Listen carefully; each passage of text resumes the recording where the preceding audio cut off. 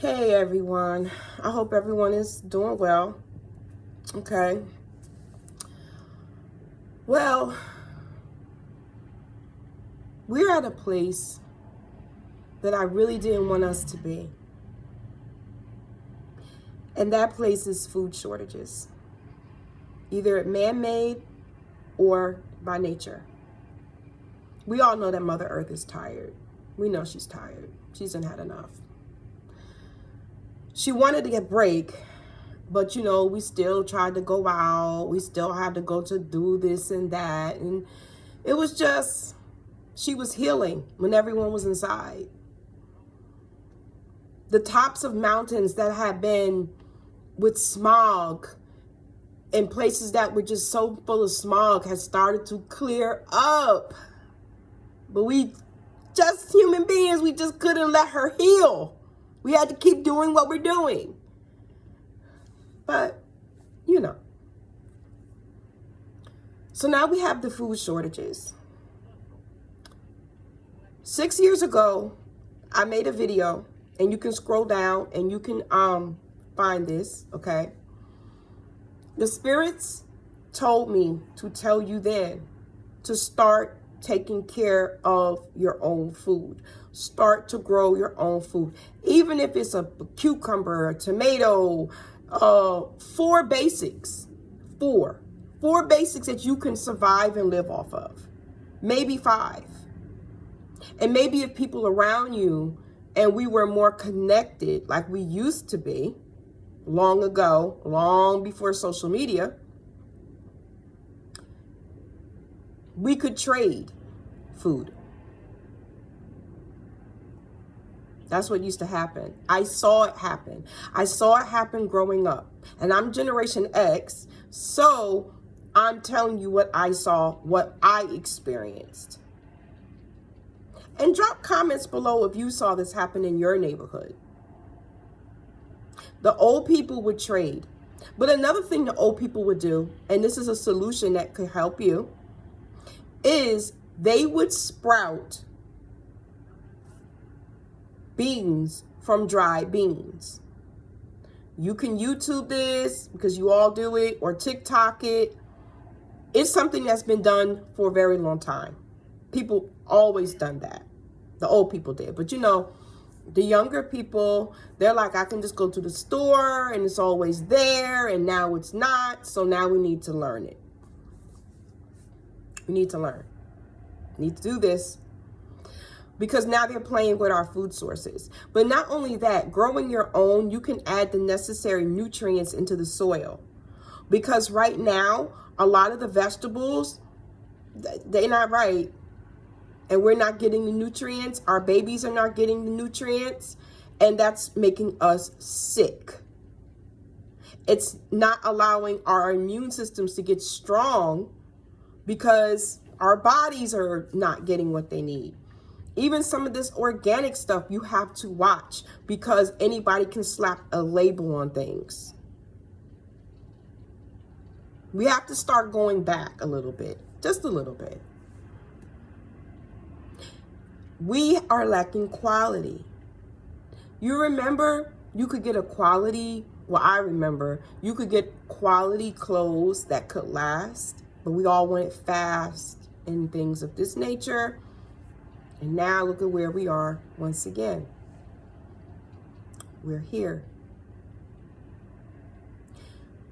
If you are a person that receives EBT, and I received this information from TikTok, from a lady, and I can't think of her name, but it was her and a couple other people that basically stated that if you have an EBT card, food stamps as they're called as well too, you can go on Amazon and you can get an arrow garden.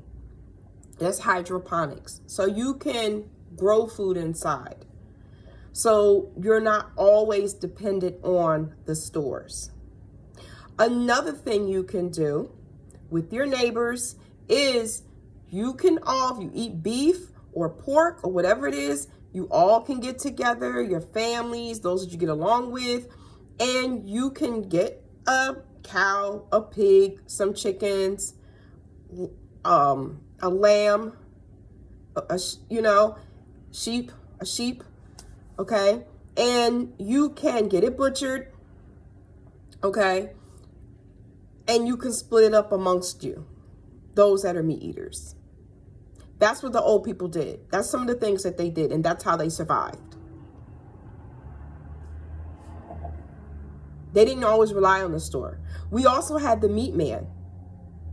My grandmother used to make jokes, but she had one meat man that she dealt with, and the neighbors in the neighborhood would know when he would come around because he would park his truck, okay? And this is a time when people weren't scared to knock on people's doors and stuff like that. But, you know, we done got a little cuckoo, so people don't do that no more. But he would park his car or van at the block, okay? He would send his son or whoever the young person was, and they would say, hey, you know, this person got, you know, my daddy or my granddaddy or my uncle or whoever, you know, we got this, this, and that. And it worked different in different places. Okay? So many resources that we had also to make money was just taken away because we allowed this to happen. We allowed people to dictate to us how we can make a living. There was the knife sharpener man. He came through. He was sharpening your knives. We had the guy that was the produce guy, or he was a farmer. I don't know. I was a little girl. I think maybe he could have been a farmer, or he was just a person that bought the vegetables directly from the farmer, and then he would come and sell them. And some old people, and I remember this, once again, we went and picked our own blueberries. My grandmother would gather us, all the young ones up. She'd show you how to do it. We would go to the farm. She would pay the guy, and then we would pick. And then she would freeze it. I would recommend investing in a freezer. But guess what happened? During COVID, everybody went freezer crazy. And then you couldn't find any freezers. Okay?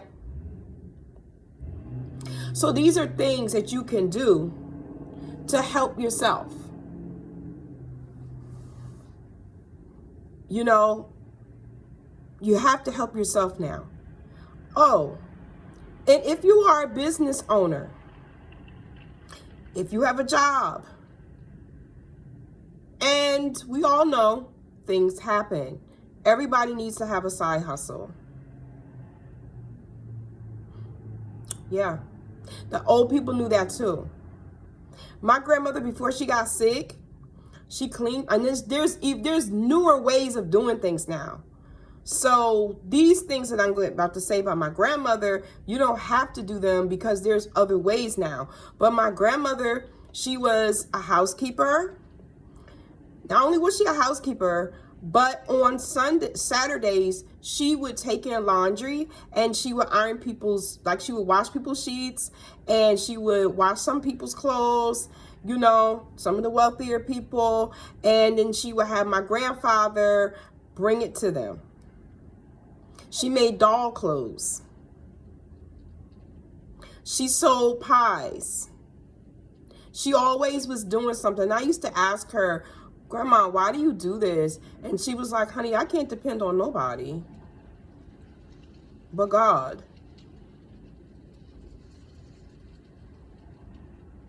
She was like, don't you know people can change their mind? And your grandfather could be fired. Even though he's a union person, things can happen. He could get sick. We become too complacent. And we have to get comfortable with being uncomfortable because they're showing you. They've showed you. But that's a different conversation. But they have showed you. What more is it going to take? You looking at your baby, wondering how you're going to feed them? Or your elders? You need to learn how to forage. Again, I am.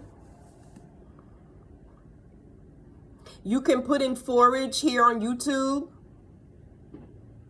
and things like that. Because even though I'm telling you this, a lot of people still not going to do it.